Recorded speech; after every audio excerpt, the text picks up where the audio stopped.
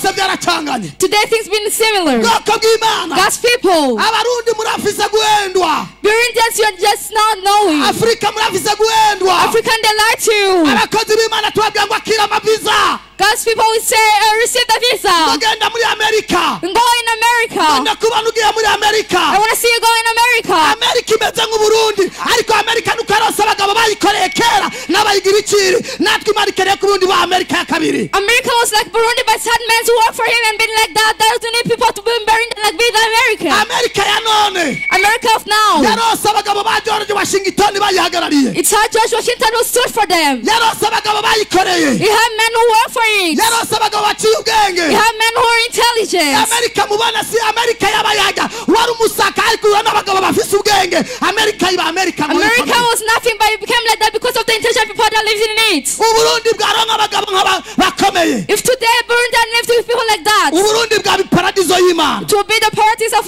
God. Hallelujah. Say hallelujah. Nyamba mwumva Canada. If you hear Canada wari umusaka. Canada was really nothing, it was empty. Ariko wari wahuye n'abakozi b'Imana bayisengera. But it's men with prophets who pray for it. Canada bayikomeye kubera abantu bahagaze. Then Canada be strong because people stood up. Anye nubona. Here you see. Nitwahava. You want to go out from here. Ntuzabona izi ntebe n'amahema. You not see these chairs and these tents. Ingoro y'Imana kubera umugabo umwe bita Prophet Ferdinando. It will be a church of God because a person called Ferdinand Banguiha. Iwanyu mubona asuduguriza ushobora kwakorera hakaba ikintu gikomeye mu buzima bwawe. Somewhere she's telling and people don't accept it. You will lose it and work there and then it will be important in the world. Turakeneye abayinjeniyeri bize amashuri. The engineers who studied schools. Bagenda mu mitumbi wabo bagaca amabarabara. Who go up countries and make roads. Hakwirirwa guhera kuwa mbere gushika kuwa Mungu bayerera. Bagenda mu gisagara tacu bafise n'ibirato bambara byo batiye. Amashenete bambara yo batiye. Bagenda bashuka abakobwa ariko tukeneye ko baduga baze gusana amabarabara iwabo y'Imisaka. Place of placing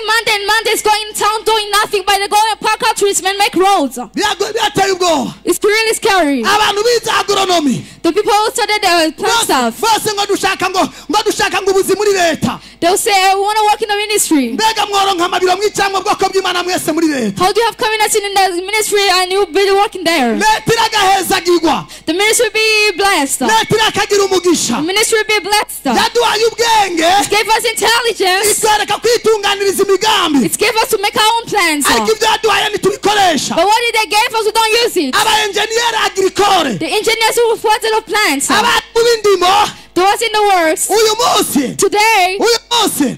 Birirwa mu gisagara nta muri muhari. They go in the town where there is no farm. Abarundi mwarangiza ngo mwishwe n'inzara ahubwo mugiye gupfa. Nimutakura amaboko mu muzu ngo murime. Then after Burundians will say you're hungry, you don't die if you don't go there up countries and then build and farm. Wa uri mu engineer agricole wera kuwa mbere ugenda muri ville dimanche gushika dimanche ugenda uta nta tuvisi ukora iwanyu mu mitumba amatongo yarabaye imisaka wagenda ukarima ibijumo inyuma y'imisi mikenya w'abatajiri. You studied about farming and then you were just here in the town without nothing doing. If you went up countries and then farmed, you will have something to do and you will make some people be freed.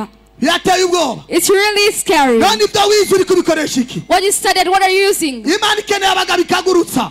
God needs some men to send them down. Imana ikeneye abantu ikoresha. God needs the people he uses. Nagomba nakubwira ngo kugira Imana ikore nikeneye abantu benshi. For God to work, it's not only need that many people. Paulo wewe yagiye avuga ubutumwa ku isi yose. Paul went and talked about God over the world. Yabwirije ibihumbi n'ibihumbagiza. He told 1,000 people. Aya mazu mubona yubatse. These houses that are built. Ayo yubatswe n'ababirigi mubona. They were built by people. Uyu munsi aho asuko kubera iki? Today it's like that because hari abagabo bavunitse. There are people who have been broken. Hari abagabo bitanze. There are people who gave themselves. Niyo mpamvu mubona asuku. That way you see how it's like this. Ugomba kwirirwa uryamye ngo ukene gutera imbere hagarika shaka kubesha. Today you want to stay all the day sleeping and you want to go forward. How do you want to go forward?